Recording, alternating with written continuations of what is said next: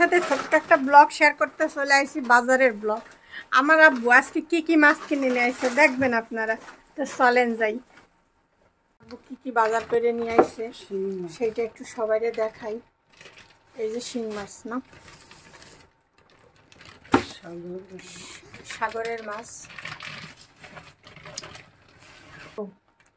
এইটা আবার কি মাছ, এটা আম্মু একটু পরে দেখাবে।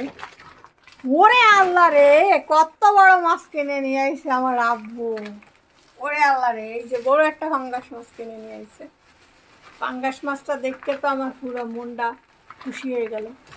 আব্বু ইলিশ মাছ পান নাই? একটাও নাই? ওই জন্যই কইছিলাম রূপসায় গেলে পাওয়া যেত মনে হয়।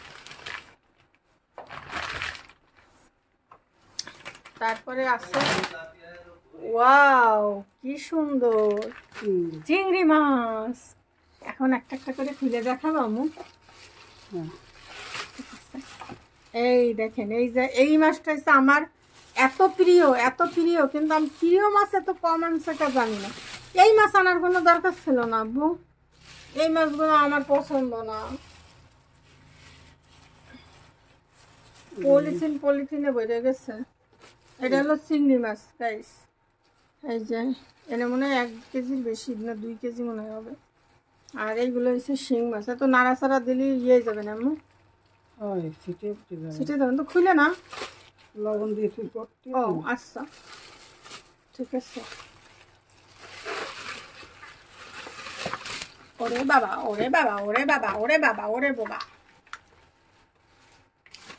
দেখেন কত করে গাম্বু গাম্বু মাছ।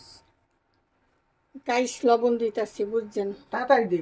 এই যে এই ওই ওই দেখেন কি করে। আরে আল্লাহ রে, কি হয়ে গেল? আম্মু হচ্ছে চাপা দিয়ে রাখছে, তারপরও আম্মু ধরে রাখতে পারতেছে না। এই যে গাইস দেন কত বড় পাঙ্গাস। জানেন আগে যখন অন্তরা ছিল, পাঙ্গাস মাছ দেখলে ঠিক এইভাবে একটা চিৎকার দিত বুঝছেন। তো পাঙ্গাস মাছ দেখতে পুরো মাথাটা আমার খারাপ হয়ে গেছে। আমি নিজেও অনেক পাঙ্গাস মাছ খাইতে অনেক পছন্দ করি।